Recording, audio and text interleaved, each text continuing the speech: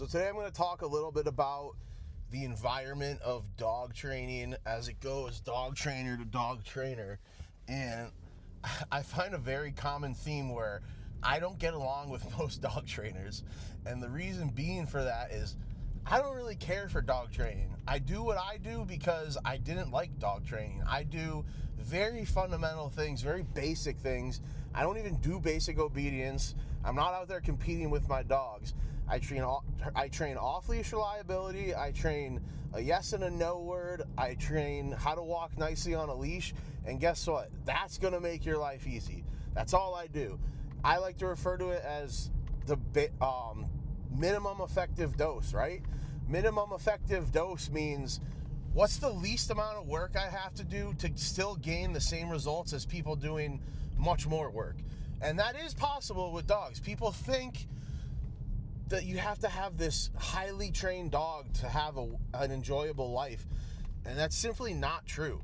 Now, the reason people do get into this mindset is because dog trainers fall in love with basic obedience, advanced obedience. They fall in love with dog sports. They fall in love with personal protection work. And then they go take these methods and approaches and they apply it to pet dogs. And while they see other things as less than that, I see it as a completely different thing. What I'm doing is completely different than what most dog trainers are doing. And it's not because my dogs don't need training. They need training, but the training they need looks different for me to enjoy my life. I do not need a focused heel. I don't need duration and commands around, distractions and whatnot. I need a dog that I can take out to public places that's going to walk nicely on a leash. And for example, this weekend I was at a farmer's market. My dogs they know sit, because every dog basically knows sit. You hold a little treat above them and they sit, and they figure that out like day one with you. So I bring my dog out to a farmer's market. I'm not even doing any commands or anything. I'm literally just sitting there talking to a woman as I have my dog on a leash. And she's like, "Oh my God, he's so well behaved. What a good boy." My dog was just standing there.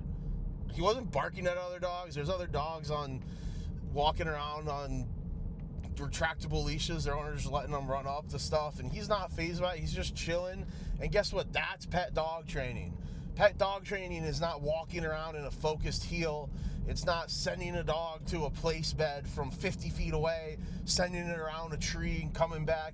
All that stuff is just icing on the cake. If you want to go to that, then sure, go ahead.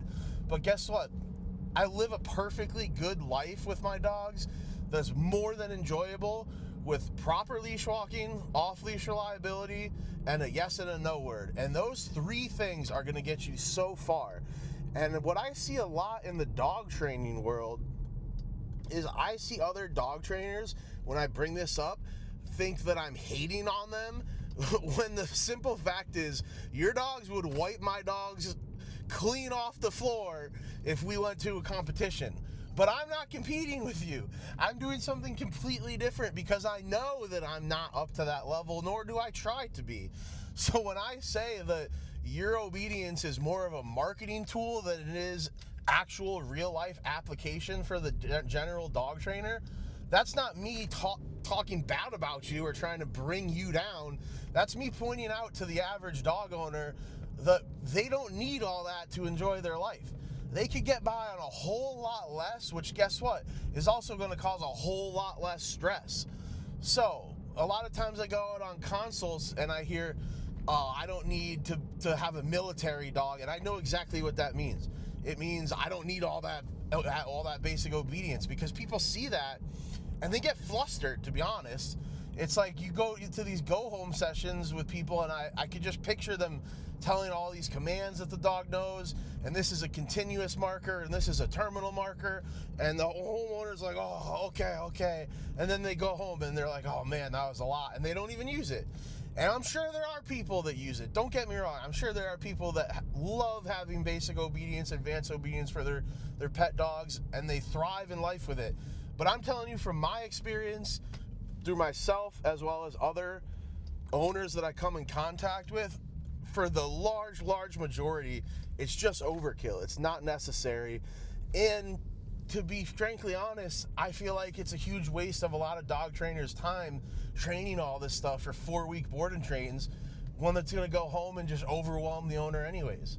So that's my 2 cents, is that, you know, a lot of people in the dog training world, they want to feel like they have haters, and they want to feel like they're doing so well, and these people are bringing them down because they're not as good as them, and they're jealous or something. And that couldn't be further from the case. I consider myself in a very minority and separate part of the dog training world, where I acknowledge that I'm doing very, very basic training. But guess what? The average owner needs very, very basic training. So that's my 2 cents for the day. I hope you enjoyed it. If you watch this video and you have an opinion on, hey, you know, I do like the more advanced stuff, or no, you're right, I kind of do just need the basics, let me know in the comment section. I'd love to get a little bit of conversation going on this. Thanks, guys. I'll talk to you in the next one.